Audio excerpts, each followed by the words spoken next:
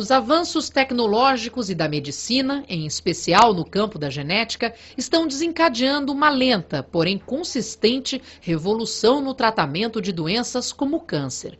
Exemplos desta revolução já podem ser vistos em alguns hospitais de São Paulo. Desde abril, o Centro de Oncologia Molecular do Hospital Sírio-Libanês conta com 2 máquinas de última geração capazes de sequenciar o genoma inteiro de uma pessoa em poucos dias. Em outro hospital, o AC Camargo, deve receber até setembro um sequenciador que lê o genoma humano em apenas um dia. O objetivo, no entanto, é sequenciar amostras de DNA de células tumorais e, assim, personalizar o tratamento do câncer. Com base nas características genéticas do tumor, já é possível identificar, por exemplo, a droga mais indicada para cada caso. As pesquisas com células-tronco embrionárias também são promissoras. Nos Estados Unidos, seu uso já vem sendo testado em humanos para casos como o de lesão de medula, por exemplo. A expectativa é que elas possam ser usadas no futuro para tratar casos de diabetes, doenças degenerativas como Parkinson e para regenerar órgãos como o fígado. Pesquisadores acreditam que o desenvolvimento da genética possibilite, num futuro próximo, realizar um antigo desejo do ser humano, o prolongamento da vida. O avanço da ciência, porém, traz à tona novos questionamentos. Afinal, quais são os limites da ciência? Até onde podemos interferir na vida humana? E para discutir a situação atual da ciência e suas implicações, o Canal Livre desta noite recebe a geneticista Lígia da Veiga Pereira, autora dos livros Sequenciaram o Genoma Humano e Agora e Clonagem, Fatos e Mitos. Lígia é chefe do Laboratório Nacional de Células-Tronco Embrionárias da USP. O programa recebe também o Frei Antônio Moser, da Comissão de Bioética da CNBB, a Conferência Nacional dos Bispos do Brasil. Autor de 25 livros, Frei Antônio Moser é professor de Teologia Moral e Bioética do Instituto Teológico Franciscano e coordenador do Comitê de Pesquisa em Ética da Universidade Católica de Petrópolis, no Rio de Janeiro. E para entrevistar a geneticista Lígia da Veiga Pereira e o Frei Antônio Moser, estão comigo aqui na bancada do Canal Livre os jornalistas Fernando Mitre e Antônio Teles. Boa noite, doutora Lígia, Frei Antônio. Na época da votação pelo Supremo da Lei da Biossegurança, o Frei Antônio escreveu um comentário com um pouco de amargura, Frei Antônio. O senhor dizia o seguinte: a vitória foi de uma aposta e de grupos de pressão nem sempre muito éticos. Cabe aos vitoriosos mostrar agora do que são capazes. Eu queria saber dos dois. A aposta valeu a pena ou não? Eu tenho o meu viés, que eu tenho certeza que essa aposta valeu a pena. As pesquisas com células-tronco embrionárias, desde então a gente já começou a testar essas células em pacientes com lesão de medula, em pacientes com degeneração da retina. E os potenciais são muito grandes, mas agora é claro que são potenciais, ainda não são realidades, mas é fundamental a gente poder fazer essas pesquisas. E para o senhor, Frei Antônio? Veja bem, a nossa grande questão, de um ponto de vista mais teológico, é sobre o início da vida humana. E essa questão se coloca desde tempos primordiais, quando é que a vida passa a ser humana. E me parece, eu não sei até que ponto a doutora Lígia, não é, que tenho o prazer de estar discutindo com ela essa noite, não dialogando com ela essa noite, eu diria o seguinte: desde que você tem a fecundação, se implanta um DNA único e irrepetível. E você tem uma programação para os desdobramentos subsequentes. Traduzindo, então, nós não somos contra o uso de células adultas, pesquisas com células adultas. A questão toda é você pegar o embrião, você armazenar, estocar embriões. O que é que se faz? Nós tivemos a aprovação do Congresso e do Supremo, mas onde é que está a normatização? Cada um faz o que acha por bem fazer. E nós tivemos um exemplo, inclusive aqui em São Paulo, não é, de um pesquisador que naturalmente abusou desse seu poder, não é? Dizia que tinha mãos divinas, e depois nós descobrimos que não era bem assim. Ou seja, há interrogações muito grandes. O início da vida humana, e para mim está cada vez mais claro, se dá no momento da fecundação. Segunda observação, tem interrogações sobre a eficácia, ou seja, nós temos outras alternativas. E é aí que nós seríamos a favor de buscar essas alternativas. Doutora Lígia, para trabalhar o embrião, é preciso destruí-lo. Não há como trabalhar a célula embrionária sem a destruição do embrião. Então, a partir dessa necessidade, está aí definitivamente selada a guerra entre a ciência e a religião. Porque a igreja jamais vai aceitar isso. Não, isso é verdade. Enfim, eu tenho um profundo respeito pela igreja. Eu acho que a igreja tem um papel de mostrar para a gente, ter sempre um leme, fazer a gente parar para pensar no que a gente está fazendo, por que caminhos a humanidade está seguindo. Mas, por outro lado, a igreja, historicamente, a gente já tem conflitos históricos de ciência e igreja, desde Galileu, enfim. E nós vivemos numa sociedade que não aceita todos os dogmas da igreja, apesar deles serem absolutamente bem intencionados. Tá? Então, existem várias regras da igreja, especificamente da igreja católica, que eu, apesar de me dizer católica, a gente não consegue seguir. Eu casei com um homem que se separou, né? A dissolução, o casamento é indissolúvel, tem uma série de coisas que complicam. Nessa questão das células-tronco, existem, sem dúvida, alternativas. Células-tronco adultas, a célula do cordão umbilical. O problema é que hoje, com o conhecimento que a gente tem hoje, a gente não sabe que tipo de células-tronco vai ser a mais adequada para a gente tratar as diferentes doenças. Mas o potencial da célula-tronco é muito superior à célula adulta, o potencial da célula-tronco embrionária, que a gente conhece hoje, é muito maior do que o da adulta. Essa é a única célula que a gente conhece que consegue virar desde neurônio a músculo cardíaco, a célula de fígado, célula do pâncreas. E daí o enorme entusiasmo dos pesquisadores, não só de tentar transformar essas células numa terapia, mas em estudar essas células para a gente entender a biologia humana. Professor, não seria interessante, para fim de transferência para o grande público, a senhora expor um pouco qual é o mecanismo de aproveitamento da célula-tronco e de que maneira o ser humano pode se aproveitar dessa conquista científica? Porque eu acho que a maioria das pessoas ouve falar em células-tronco, mas tem uma ideia um pouco vaga de qual seria esse mecanismo. Claro, as células-tronco são células coringa. São células que a gente tem no nosso corpo. Por exemplo, o nosso sangue não é um tecido que a gente tem um poder de regeneração fantástico. A gente pode doar sangue de tempos em tempos e ele se regenera. Por quê? Porque dentro dos nossos ossos a gente tem células-tronco, que são nossas fábricas de sangue, essas células da medula óssea. Então, quando uma pessoa tem uma doença do sangue, ela destrói aquela medula óssea doente, pega um pouco da medula óssea de um doador e aquilo regenera. Só que essa célula que sabe virar sangue, não necessariamente sabe virar outras coisas. Então, daí que vem o meu ceticismo quanto à suficiência da célula-tronco adulta e a falta de necessidade da gente estudar embrionária. Porque a célula embrionária, ela é uma célula que, e aqui é importante a gente fazer um parêntese para falar que a gente está falando daquele embrião da fertilização in vitro.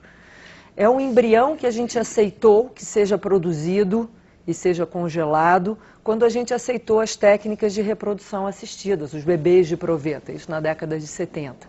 Existia uma necessidade... Não é um embrião resultante da relação do homem com a mulher, pura e simplesmente? Não, não, porque esse embrião que é resultado da relação em vivo, né, esse aí a gente não tem acesso, está lá dentro do útero.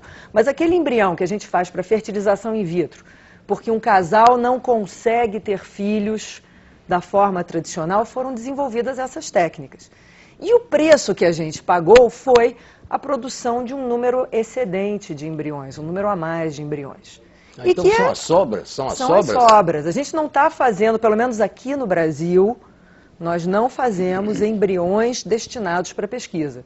O que a gente faz é pegar aqueles embriões que foram gerados por casais que estavam querendo ter filhos, sobraram embriões, porque a técnica ainda você não controla o número de embriões Isso, produzidos. eticamente, é Veja compreensível. bem, a questão é bastante complexa e eu diria o seguinte: em primeiro lugar, nós temos que nos perguntar até que ponto nós temos o direito de exigir que todos que queiram ter filhos tenham filhos. Traduzindo, será que o filho é tão assim necessário para a realização de um casal? A igreja, ela diz, você vai casar, você tem que desejar ter filhos. Mas, no caso de infertilidade, você acha que seriam frustradas essas pessoas? Já começa por aí.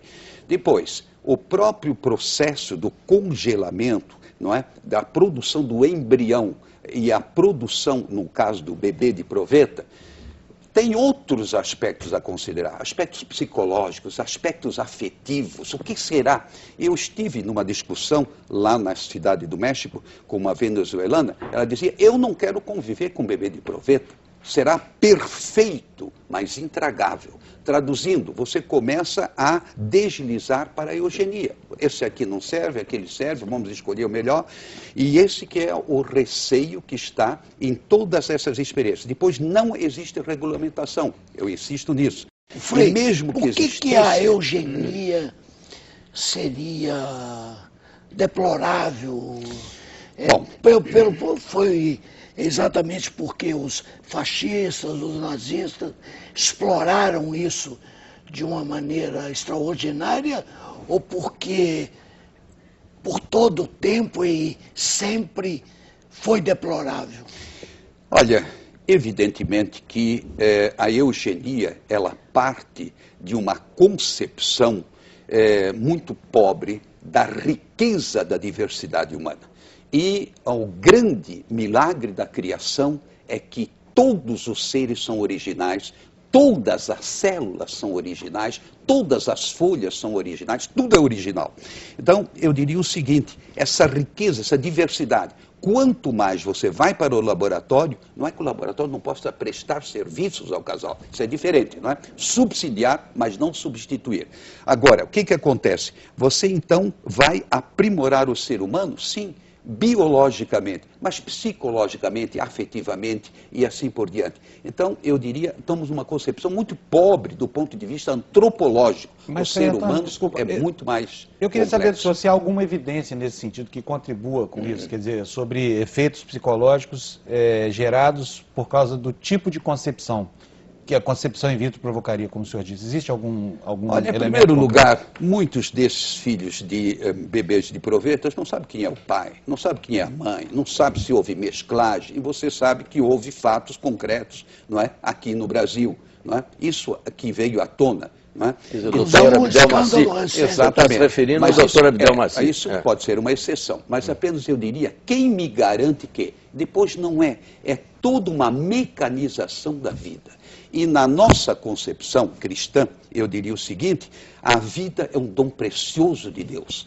E esse fato de ser gerado num gesto de amor, já traz as marcas de uma afetividade. Doutora Lígia, a senhora tem formação cristã, né, pelo que eu sei. Tem. Como é que a senhora vê essas restrições aí que a igreja faz a essas experiências?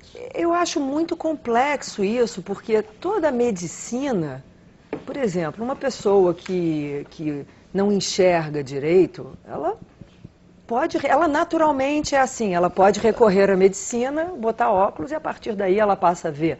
Vocês viram o potencial que a gente tem aí de tratamento do câncer, que é uma doença que acontece naturalmente e nós não ficamos passivos a isso. Então, o que eu acho muito complexo é onde é que a gente põe essa linha e diz, não, a partir daqui a gente tem que viver naturalmente. Se eu não consigo naturalmente ter filhos, então eu vou me resignar a esse fato. Quer dizer, a gente vive, a humanidade, nos foi dado um livre-arbítrio e uma inteligência que faz com que a gente tenha conseguido desenvolver formas de viver melhor. Tecnicamente, eu concordo com ele, eu concordo com o senhor no que o senhor diz que há um pouco investimento em outras áreas do ser humano, na psicologia. A gente ainda tem, ao mesmo tempo que eu consigo fazer a pesquisa do câncer, né, e de ver o gene e o remédio, nós ainda temos desigualdades sociais terríveis. Existe toda uma outra área, né, da humanidade que eu acho sim que está um pouco negligenciada e que a gente precisava investir. Mas hoje a gente está falando aqui de biologia, de ciência. Não, em termos de ciências humanas. Ah, sim. Tá? Mas como hoje aqui, isso eu concordo plenamente. Mas o tema hoje é médico. Qual é a fronteira da medicina? Isso, né? isso. E o que é outra questão também, eu acho que esse debate do embrião, a gente não está... Eu não tenho a resposta, não existe uma resposta certa de para quando a vida humana começa. O senhor tem toda a razão quando o senhor diz que no momento da fecundação é criado um genoma inédito. Tá? Se esse genoma inédito vai dar origem a um indivíduo nascido, isso é uma questão muito complexa. Agora, desculpa, mas os embriões que vocês usam, que já tem mais de 3 anos de produzidos e congelados, eles fatalmente serão descartados se não forem utilizados para pesquisa. Nesse caso, ainda assim, quer dizer, apesar de essa ser uma sentença, vamos considerar que o ser humano nasce no momento da concepção, essa condenação precoce à pena de morte para esses embriões não equivale à utilização deles para o bem da humanidade, pelo menos? O meu problema já começa com o congelamento. Meu problema já começa por que não buscar outros expedientes para ajudar os casais, eventualmente, com problemas de fecundidade. Por exemplo, assim, só para a gente... Não, eu diria simplesmente o tratamento, diagnosticar qual é o problema. Muitas vezes são questões psicológicas, não é, que impedem ter filhos. Não é? Muitas vezes, dentro do meu próprio círculo familiar, eu tive isso, adotou uma criança e depois vieram 2 ou 3. Não é? Em outras palavras, tem muitos outros aspectos. Agora, eu queria voltar um pouquinho, Lígia, mas está muito boa a sua colocação, apenas eu diria o seguinte, para minha surpresa, estava lendo Drauzio Varela outro dia, dizendo, olha, por enquanto nós não conseguimos grande coisa, grandes promessas, mas a realização não foi. E a própria Mariana Zatz, no último livro, ela parece que vai mais devagar, não é que foi assim uma grande pioneira, não, liberem as células-tronco que nós vamos curar. Agora, depois a minha preocupação, sem desmentir as suas preocupações, que eu acho, assim, o que podemos fazer de melhor para aprimorar o ser humano, é que é muito voltada para um aspecto. E dentro dessa complexidade, você usou bem a palavra complexidade, são trilhões de células. Como é que nós vamos, vamos dizer, lidar com isso sem causar maiores prejuízos? Não, mas isso é inerente de qualquer desenvolvimento científico. Isso deixa com a gente acaba resolvendo. Quanto aos grandes avanços, de fato, mesmo com a história do sequenciamento do genoma humano e na questão das células-tronco, quer dizer, é criada uma enorme expectativa em relação a quão rápido esses resultados dos novos conhecimentos vão trazer benefícios ao ser humano. A propósito, vou interromper a senhora, porque nós temos aqui 2 casos que a gente queria mostrar para vocês, para a gente discutir a aplicação da técnica científica e a expectativa que isso produz. Então a gente vai conhecer a história da publicitária Luciana Trindade de Macedo. Ela tem 33 anos, desde os 13 anos de idade, luta contra uma doença degenerativa que tirou a mobilidade, chama atrofia muscular essa doença. E para ela a única esperança, ainda que remota, é o avanço das pesquisas com células-tronco. A distrofia, ela começou a progredir mais quando eu comecei a ficar mocinha, né, adolescente com 13 anos, que foi quando eu fiz uma biópsia no Hospital São Paulo e foi identificado que era um tipo de distrofia. Eu tinha dificuldade para andar, né, eu andava meio como bailarina com o pé nas pontas dos pés, tinha dificuldade para sentar, para levantar e para subir a escada. Poder ir aonde eu quero sozinha, de poder levantar sozinha, de poder fazer as minhas coisas sem ter sempre que estar solicitando a ajuda de alguém. É uma esperança de cura, de vida mesmo.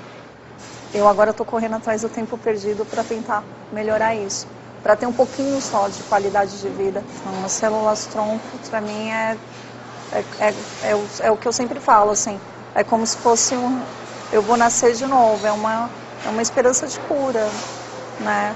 Quando eu descobri que existia um tratamento com células-troncos há alguns anos atrás, você começa a ficar esperançosa, né? Você imagina que seus sofrimentos, problemas vão acabar. Só que quando eu descobri que existia essa esperança de tratamento com células troncos, eu tinha, acho que 14, 15 anos. Hoje eu estou com 33 e eu não vi nada disso acontecer. Eu tenho esperança que sim, que vai acontecer, que é alguma coisa que a longo prazo, assim, não imagino que eu vá conseguir usufruir disso. Mas eu acredito que as pessoas, as crianças, né, que sofram da mesma doença também consigam se beneficiar. Eu não tenho mais esperança, eu já tive essa esperança de me beneficiar com o tratamento. Hoje em dia eu não tenho mais. E aí, Mito? Doutora Lívia, é exatamente isso, né? Há um mundo de esperanças, né? Diante da expectativa e da ciência com as células tronco. Sem dúvida, há um mundo de esperanças e eu acho que às vezes colocam todas as fichas nas células tronco e a gente tem várias outras áreas do conhecimento dentro das ciências biomédicas com alternativas sendo desenvolvidas também, mas sem dúvida, as células tronco são a bola da vez e é onde se coloca muita esperança. Porém, essas pesquisas demoram, a gente está lidando com um organismo vivo, a gente tem que saber controlar essas células, então no caso dessa menina, a gente tem que saber se essas células vão conseguir virar músculo e que quantidade a gente vai fazer e vai integrar para isso funcionar.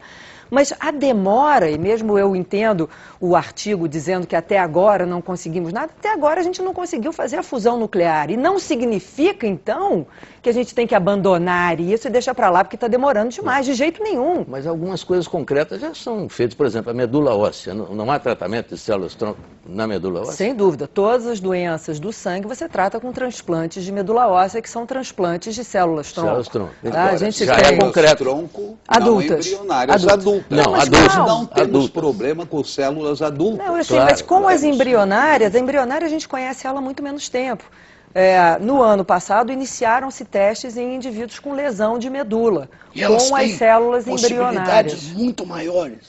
Elas têm, por exemplo, nesse caso, a gente não tem uma outra célula. Uma célula adulta não consegue regenerar uma lesão de medula. Isso já foi testado em animais. A melhor célula foi a embrionária. Só para o telespectador entender essa questão das células embrionárias, é o seguinte, são células que ainda não sabem o que vão ser quando crescer. Exatamente. São os grandes coringas. São essas células que são retiradas desse embrião, que tem 100 células. Isso. E essas células têm a potencialidade de virar qualquer tecido do nosso... Desde que induzidas e controladas. Isso, até nesse momento, fígado, pode ser para qualquer coisa. Nesse momento, ela ainda não decidiu. Isso. Então, a gente multiplica essas células... Deixa ela explicar.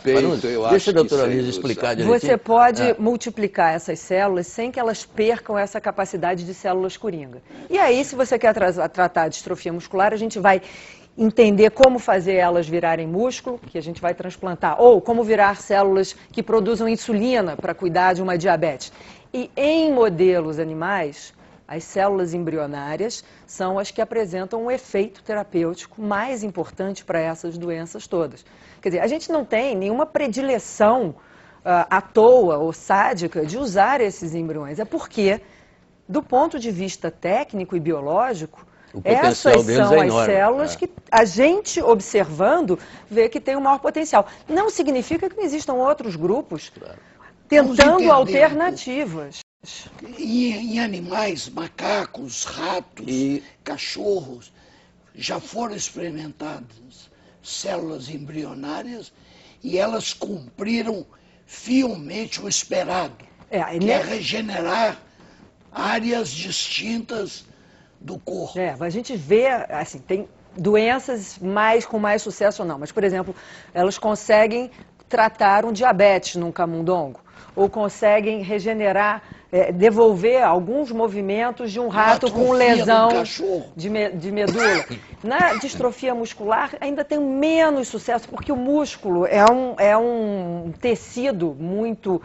Você precisa fazer grandes quantidades e que essas células se integrem. Mas existem várias doenças, Parkinson, a gente tem trabalhos em camundongos mostrando que neurônios derivados das células embrionárias trazem melhora para esses animais. Agora, entre você estar tratando um camundongo e tratando uma pessoa, você tem uma distância enorme, mas os bons resultados nos modelos... Assim, em termos de tempo, é possível a senhora calcular? Não. Essa é a pergunta mais difícil que a gente todo mundo faz, né? E há 10 anos eu estou pedindo 10 anos, né? Mas o que a gente vê é o avanço dessas pesquisas. Então, quer dizer, quando a Lei de Biossegurança foi aprovada em 2005, os primeiros testes com células embrionárias humanas aconteceram 5 anos depois, mas eles aconteceram. Por quê? Porque isso está sendo feito com o maior rigor científico. Eu queria ouvir mas se depender do Frei Moser, essas pesquisas não vão evoluir. Não, eu já começaria o problema, por que você vai estocar embriões? Já começa por aí. Quer dizer, o senhor seria contra a fertilização in vitro, para começar. Contra a fertilização in vitro. Eu acho que cabe aos laboratórios subsidiar o casal, buscar, detectar onde é que está o problema, então dar subsídio, mas não substituir. Porque você nem sabe de quem é quem, não é? E sobretudo hoje. Não. Né? Em lugares sérios, você sabe. O senhor está generalizando um caso infeliz. Quer dizer, em lugares sérios, você sabe muito bem de onde veio o óvulo espermatozoide. Esse caso aqui pertence à crônica policial. Pertence. Agora, o ponto que eu queria chegar... duas coisas. A Sociedade Protetora dos Animais, acho que não está gostando muito de experiências com os animais, né? Porque já começa a dizer, peraí, o animal também tem direitos, né? Muito bem. Então, é uma primeira observação. A segunda, o que é ter qualidade de vida? Essa moça que apareceu, só porque ela é cadeirante, ela não tem qualidade de vida?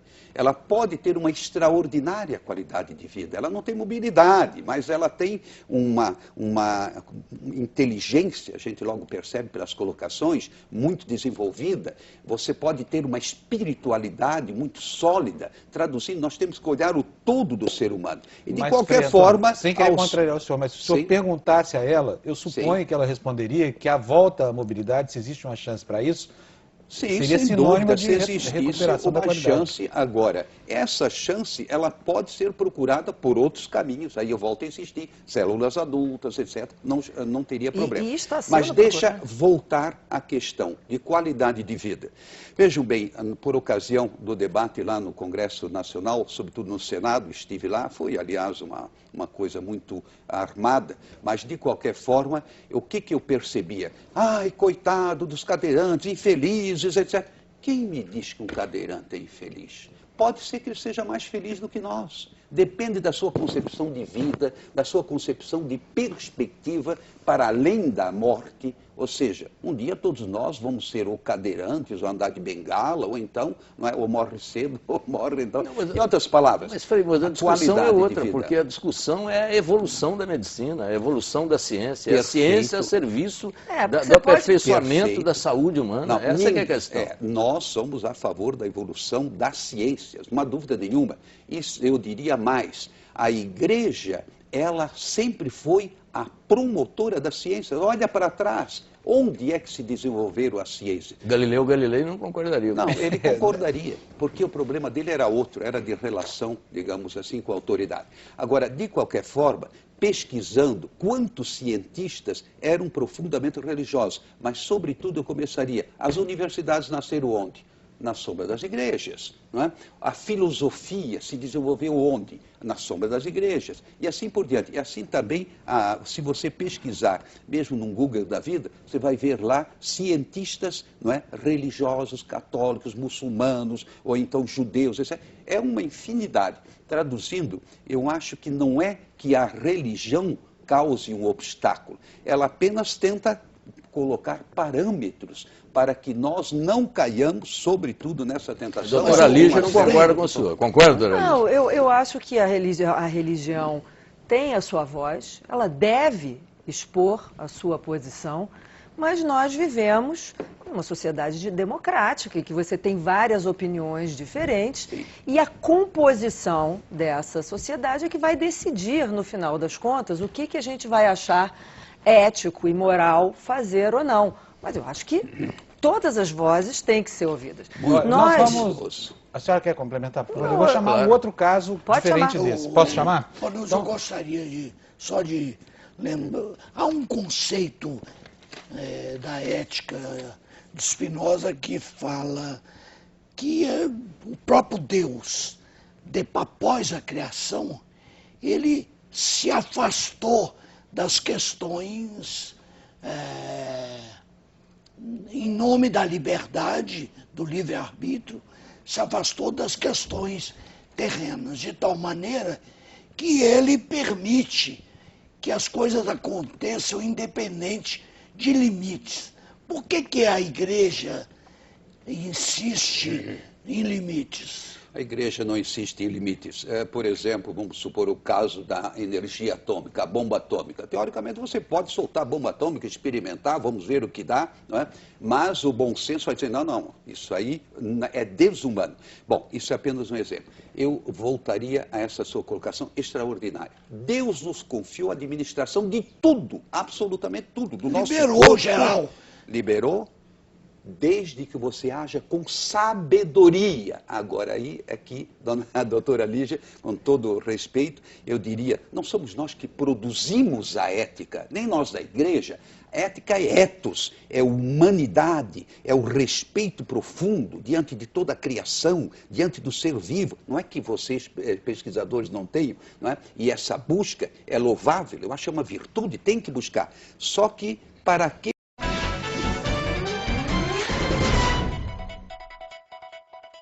Voltamos com o Canal Livre, que esta noite recebe a geneticista Lígia da Veiga Pereira, chefe do Laboratório Nacional de Células-Tronco Embrionárias da USP, e o Frei Antônio Moser, da Comissão de Bioética da CNBB, a Conferência Nacional dos Bispos do Brasil, que abriu o bloco, Mitter. Nós estávamos discutindo aqui no bloco anterior essa banalização pelo mundo afora aí, dessa oferta de tratamento de células-troncos que sem nenhuma responsabilidade científica, já que estamos falando de um trabalho ainda experimental. Sim. A senhora protestou veementemente contra isso, os cientistas realmente éticos e conscientes não aceitam isso, mas esse mal está se proliferando por aí. Eu queria perguntar ao Frei Moser se ele acha que essa é uma consequência inevitável de toda essa evolução. Eu vou defender a doutora Lígia agora. Vou defender. Não, veja bem. Em qualquer campo você tem abusos, até no campo religioso. Gente que promete curas milagrosas, não é? E vem Jesus assim, um curandeiro que andava curando todo mundo. Eu digo, por que ele não fez as curas no código genético? Não é? Então eliminaria todas as doenças. Aí vem o sentido da vida humana, o sentido das limitações, o sentido do sofrimento, e aí começa. Nós todos um dia vamos sofrer. Quem não sofre mais ou menos. E vamos tentar minorar esse sofrimento. Agora, é inevitável. Agora, sobre essa questão, eu vou um pouco mais longe de criar ilusões. Não são os cientistas que criam. Mas, eu diria assim, um sensacionalismo. O próprio povo gosta de ser enganado. Não é? E, sobretudo, quem está padecendo de uma enfermidade grave, ele gosta de ser enganado. A mesma coisa, o financiamento. Tem interesses ideológicos atrás, de financeiros atrás, independentemente do cientista. Ele pode ter a melhor boa vontade. Uma coisa é o cientista, outra coisa, eu diria, é uma certa auréola que se construiu como se a ciência resolvesse todos os problemas humanos. Olha, a maior parte dos problemas humanos não são de ordem científica, mas de ordem de relações humanas. E aí vem o mandamento do amor. Não é? Aí vem, eu diria, aceitar a sua condição humana, no sentido de aceitar as suas limitações. Então, ganhos e perdas. Não é? Você tem perdas, mas tem ganhos. Agora, esperar a salvação a partir, simplesmente, da genética, ela colocou muito bem, não é só genética, é o todo. O ser humano tem que ser trabalhado no todo e a sociedade no todo. Porque senão você tem seres humanos perfeitos, biologicamente falando, até quem sabe com grande inteligência, mas que destrói a sociedade. E é o que nós estamos vendo a cada dia mais. Doutora Lígia, mudando um pouco o rumo dessa nossa conversa, eu queria falar do câncer. Hoje se conclui que o câncer não é uma doença. São várias doenças e cada uma com características muito especiais e que exigiriam remédios também muito específicos.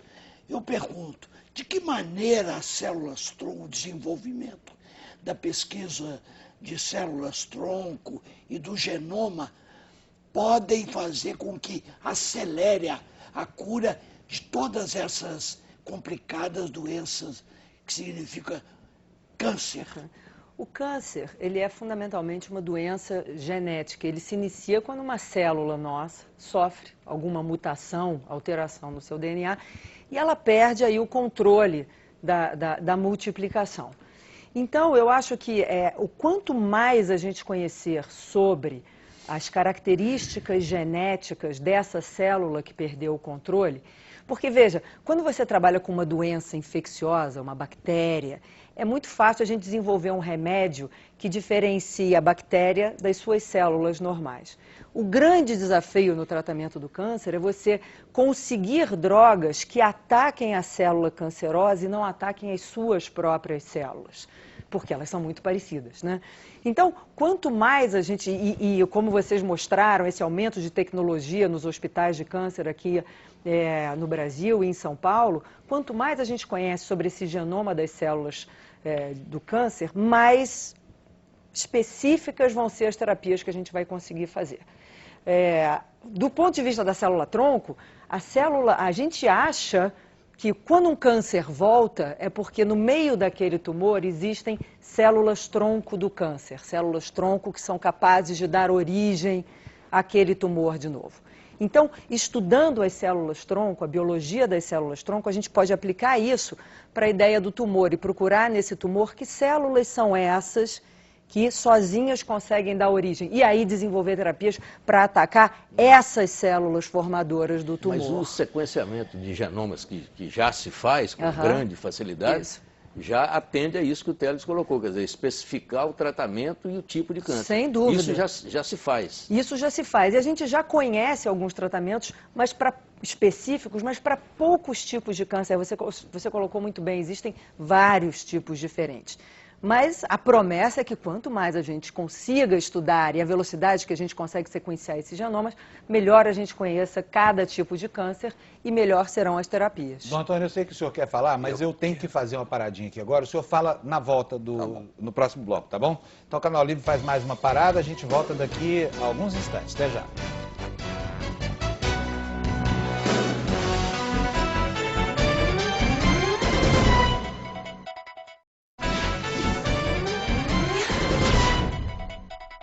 Nós estamos de volta para o último bloco deste Canal Livre, que recebe a geneticista Lígia da Veiga Pereira, que é chefe do Laboratório Nacional de Células-Tronco Embrionárias da USP, e o Frei Antônio Moser, da Comissão de Bioética da CNBB, Conferência Nacional dos Bispos do Brasil. A gente falava sobre câncer aqui no segmento anterior do programa. O senhor estava inquieto para falar, então palavra com o senhor. Muito inquieto, é uma doença terrível, não há dúvida nenhuma. Perdi vários familiares, será que eu sou candidato também? Não é? Essa que é a pergunta. Eu concordo com a doutora Lígia, existem muitos casos, certamente, em que o fator genético é importante, mas eu diria, muitos outros fatores são mais importantes. Hoje, se sabe, o fumo é um caminho seguro para quem quer ser canceroso, é o fumo, os refrigerantes, vários tipos, a alimentação, tipo de alimentação. Então, eu acho que junto com essa preocupação dela, deveríamos trabalhar muito mais numa linha preventiva de uma vida saudável, não é? E depois, mesmo o lado emocional também, há quem considere um fator cancerígeno, né? Em outras palavras, é muito complexa a origem do câncer. Agora, as vítimas do câncer, evidentemente, se vai procurar minorar o seu sofrimento ao máximo. Claro. Eu queria fazer uma pergunta antes que termine o programa, a respeito de uma questão que eu sei que o Frei Moser vai ficar bravo, que é a clonagem humana. Sim. Como é que está essa conversa de clonagem? Já clonaram um bezerro há 10 anos atrás, né? A Dolly, né? A famosa Dolly. É uma ovelha, né? É, uma ovelha. Eu queria saber se essa expectativa é real, se existe isso mesmo, se é possível, se teoricamente é possível clonar um ser humano, e aí como seria isso? Eu queria ouvir a palavra do Frei Moser depois. Teoricamente sim, e desde a Dolly, em 97, já foram clonadas várias espécies de mamífero. Mas graças a Deus pararam de falar de clonagem humana, porque não faz o menor sentido você usar essa técnica. Se a gente usar sem entrar nem só do ponto de vista médico, se você usar uma técnica que causa muitos fracassos. Para cada clone normal que nasce, você tem aí dezenas de animais e de fetos abortados. Quer dizer, para esses animais clonados, é um método de reprodução absolutamente inseguro e ineficiente. Então, não há menor... Já traria uma carnificina no seu próprio processo. Agora, a boa notícia é que os pseudoclonadores de seres humanos acabaram sendo desacreditados e ninguém mais fala nisso. Havia um médico na Itália que tinha até anunciado já que estava a caminho. Mas acabou. Mas, de qualquer maneira, há uma possibilidade de fazer essa clonagem. Sim. A senhora admite. E aí eu pergunto, em que segmento se instalaria a alma, o espírito e a psique? Isso aí eu vou passar a palavra. Não, a gente não sabe e eu acho que é uma pergunta bem feita, muita gente faz, mas eu prefiro ir por outra direção. Hoje, do ponto de vista técnico, praticamente tudo é possível, nada mais é impossível. E se a Maria fosse visitada pelo anjo nos nossos dias, não é? Ela iria responder, o anjo iria responder a ela, como se dá, ela responderia o anjo, né? A Deus nada é impossível.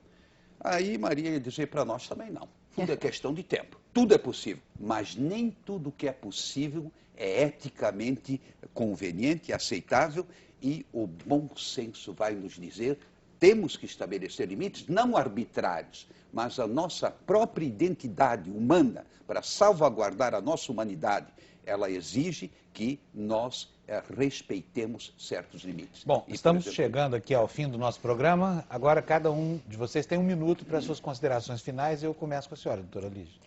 Eu acho importante, eu não gosto dessa dicotomia ciência-religião e desse embate. Nós não somos inimigos, nós temos em comum uma profunda admiração pela vida humana.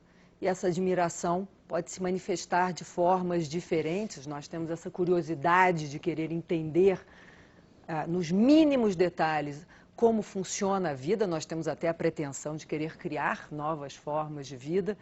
E, às vezes, a gente pode mesmo dar tiros pela culatra, né? A gente pode ter, na melhor das intenções, querer formar uma coisa. Agora, a ciência séria é feita de uma forma muito controlada e com várias camadas de controles para que a gente use esses novos conhecimentos da melhor forma possível. Nisso tudo, existem várias vozes que devem ser ouvidas, e a voz da religião é uma delas, para nos dizer, vocês pensaram bem nas consequências disso? Mas ser uma voz não significa ser uma imposição, ser um dogma. Mas eu acho muito importante a gente ter esse diálogo. Também acho importantíssimo, não há conflito insuperável entre ciência e religião. Agora, verdadeira ciência e verdadeira religião, porque tem aí, digamos, uma grande maleabilidade na compreensão da ciência e da religião. Agora, para mim, o grande problema é buscar o sentido da nossa existência. Dentro desse contexto no qual nós aspiramos à plenitude, que só vai vir após a morte, e, por outro lado, nós temos que conviver com as nossas limitações. Então, a medicina é importantíssima, a religião é importantíssima, mas nenhuma das duas é definitiva. A nossa perspectiva teológica é, nós devemos caminhar sempre buscando o sentido último do porquê existimos e como existimos. E com isso, nós realmente podemos fazer grandes progressos pessoais e também em termos de sociedade e da humanidade. O Canal Livre de hoje fica por aqui. Nós agradecemos a presença da geneticista Lígia da Veiga Pereira e do Frei Antônio Moser no programa. A todos vocês que estiveram conosco também, muito obrigado pela audiência, uma ótima semana e a gente se encontra aqui no domingo que vem. Boa noite.